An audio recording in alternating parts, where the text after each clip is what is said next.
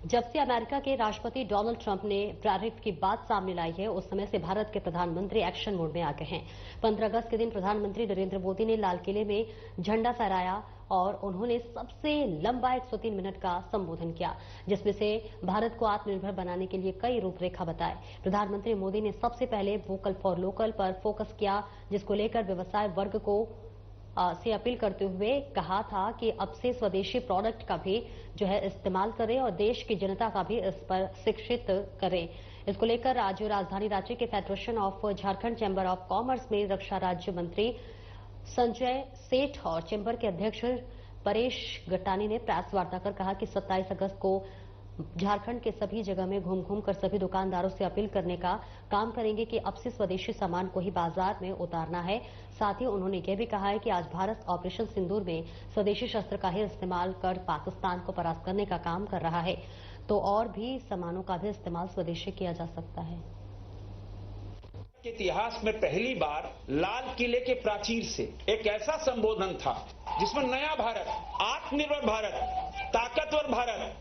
और विकसित भारत 2047 की 103 मिनट का लाल किले के प्राचीर से जो संबोधन था, वो संबोधन कुछ साधारण नहीं था। वो संबोधन राष्ट्र निर्माण, आत्मनिर्भर भारत और 2047 जब भारत अपनी आजादी के 100 साल मनाएगा, भारत ताकतवर देश, दुनिया का नेतृत्व करने वाला देश और प्रधानमंत्री के जो संकेत कि आपदा में अवसर, उन्होंने स्पष्ट कहा कि सभी राजनीतिक पार्टियां राजनीति से ऊपर उठकर देश के निर्माण में, और लगातार प्रधानमंत्री मोदी का जो संदेश रहा वोकल फॉर लोकल, उस वोकल फॉर लोकल के संकल्प को पिछले कई सालों से देश के लोगों ने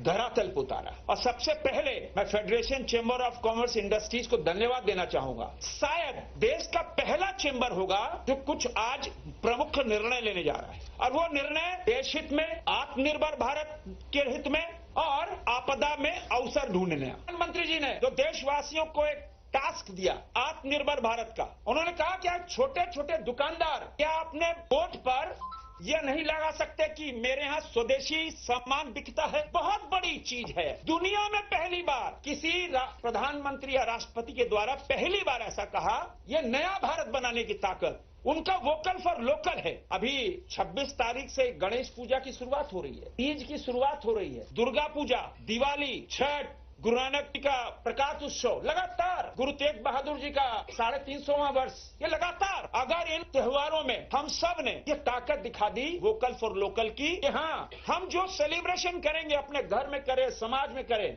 हम सिर्फ स्वदेशी वस्तुओं का ही इस्तेमाल करेंगे। 27 तारीख से हम लोग निकलेंगे स्पीकर लेके कि चैंबर यह आह्वान करता है पूरे झारखंड में